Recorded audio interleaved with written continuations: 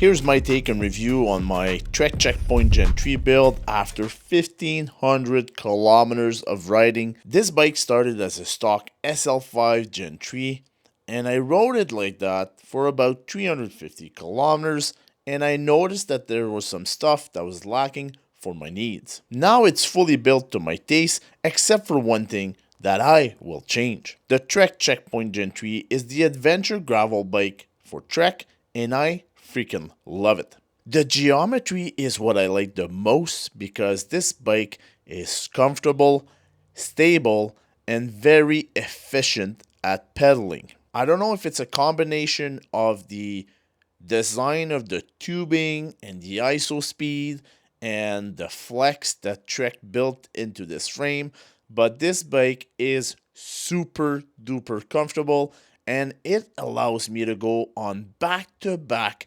adventure rides without any pain or discomfort in my body. That is not something I could have said about my Cannondale Topstone, which was my previous gravel bike. It's a bike that's easy to customize, and what I like about that is that the handlebars and the stem are not integrated. This bike has been well designed for a couple of features. First, the one that I love the most on the design side is the down tube storage and the little bag that Trek includes with it. I use that storage to carry TPU tubes, spare chain links, some tire plugs in case I have an emergency or a flat, and I carry tire levers. Another design feature that I love about this bike is the ISO speed at the seat post. I feel that it makes the ride a lot more comfortable. Now let's go over what I changed quickly to make this build fit my need and my taste. The biggest difference maker was the wheels.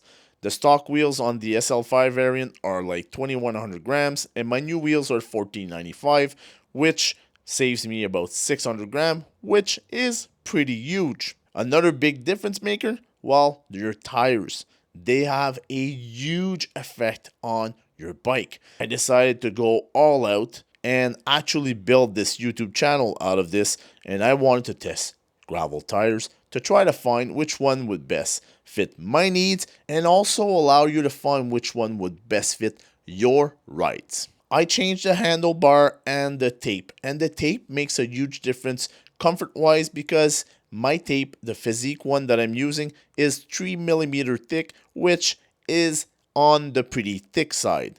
It takes a lot of the vibrations out, so it makes my ride a lot more comfortable. That was the goal. Speaking of the handlebars, I've read online that a lot of people feel these are very stiff. I don't have the same conclusions. I find them comfortable in the hoods, I find them comfortable on the tops, and when I go in the drops or I want to sprint, I find there's some flex in these bars and makes that very comfortable. They're not too stiff and they're not too flexy. I actually like these bars a lot. Now, we all are looking for the best mate for our butt, and this saddle is the holy grail for myself. So I decided to go with the Specialized Roman Evo Pro because this saddle design actually fits my body very well. That's the exact design that I ride on my fat bike and on my mountain bikes. Now, although this bike comes with a carbon seat post, I changed my seat post for the Easton EC90 SL one because you can adjust your tilt and your fore and aft totally independently. Actually, I'm gonna have a video coming up about the seat post pretty soon on this channel, so subscribe and like this video and also hit the bell notification if you don't want to miss that. Now, like many people, I also need help to climb hills and I did not want to go with an e-bike. So the decision that I took is I went into the cheaper route and I decided to go with a 36 tooth chainring at the front. And that chainring comes from North Shore Billet, which is a company in Vancouver. This gives me a low enough gear inch that I can climb steep hills, still pedaling comfortably and not running out of gas. And yes, at 36 tooth, I do spin out when I go down some good hills. That happens, but I don't care because when I go down, I just want to enjoy the ride, chill, relax my legs. Now you can see my bike is equipped with two bags. I have a top tube bag and a frame bag. They are both from the Trek Adventure series, and the top tube and the frame bag actually bolts to the frame, so I don't need to use any straps, so I'm not scratching the frame. There will be a more in-depth review of these bags on my channel coming later this summer, but what I have to say is that the zipper is easy to use with one hand, and the color inside, which is more on the yellow side, allows you to find your stuff a lot easier. What am I going to change in the future on this bike? Well, the mullet drivetrain is going to make an appearance on my bike because I want a 40-tooth chainring at the front and I want a 1052 cassette at the back. Because one, it looks good. No, it's not because of that. It's because when I'm going down hills, I won't spin out as easily and I will still have the big climbing ability because of the mountain bike cassette. One thing that I'm surprising myself is I will be changing my wheels. I love my Easton EC90 ALX wheels, but I'm going to try a set that's 45mm deep, 36mm wide externally, and 30mm wide internally. I tried all the tires I'll be testing on this channel this year on my 29-inch 30mm internal Santa Cruz reserve wheel, and they all fitted perfectly. And what surprised me the most is although my Easton EC90 ALX wheels are 24mm internally, my Continental Race King 2.2 tires, which are the widest tires that I will run on this bike, still measured 54mm. So what about the riding experience on the bike? I have to unfortunately say that I'm fully biased. I really love this bike.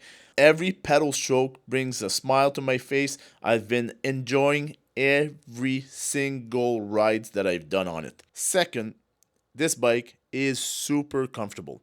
I've done some big days back to back and I had no pain and no aches in my body. Although this is an endurance geometry bike, I feel it is very stable even when you're bombing down descents. Even turning on this bike is stable and confidence inspiring. This is my first experience with wireless shifting and I have to say that it has been flawless. Braking is really good. I find the brakes to be powerful enough. I'm 215 pounds and I have a 160mm rotor at the front and a 160mm rotor at the back, and the braking has been plentiful. I saw some reviews and people online complaining that the down tube of their bike was wet after washing the bike. I haven't gotten that result from washing my bike, but what I think could be an issue is that the door, although sometimes it looks like it's fitted properly, doesn't always sit down correctly. One issue that I had on this bike is even though I put carbon paste on my seat post, the seat post was still going inside the bike slowly when I was pedaling on my first couple of rides. What I have learned from my research is carbon paste is your friend. Use plenty of it. I find the bike climbs very well, and you have to understand that my riding style for gravel is a leisure style. I'm out there to have fun with friends, see landscapes, see wildlife, and just be out and about riding a bike and forgetting my daily worries at home. For me, gravel riding is riding on gravel roads and even some single track. It's important for me to say that because my needs might not fit your riding style. So let's say you give me the choice to choose any bike out there in the world. Which one would I choose, and would the Trek Checkpoint still make the list? So let's go through my top three. First one, Panorama Anticosti. It is a endurance geometry bike made of Reynolds steel, so it's going to be super comfortable, and it clears 29 by 2.1 tires. Second bike, Lauf Segla, with a fork at the front. First, fork. Why? Because a little bit more comfortable. Second, it clears huge mountain bike tires, and it is also an endurance geometry bike. And my third and last one would be the Trek Checkpoint Gen3. I would personally still choose either an SL5 or SL6 and build from there. I love this bike so much that there's no reason for me to change it. So I'll see you in the next video. Enjoy the thrill of the rides.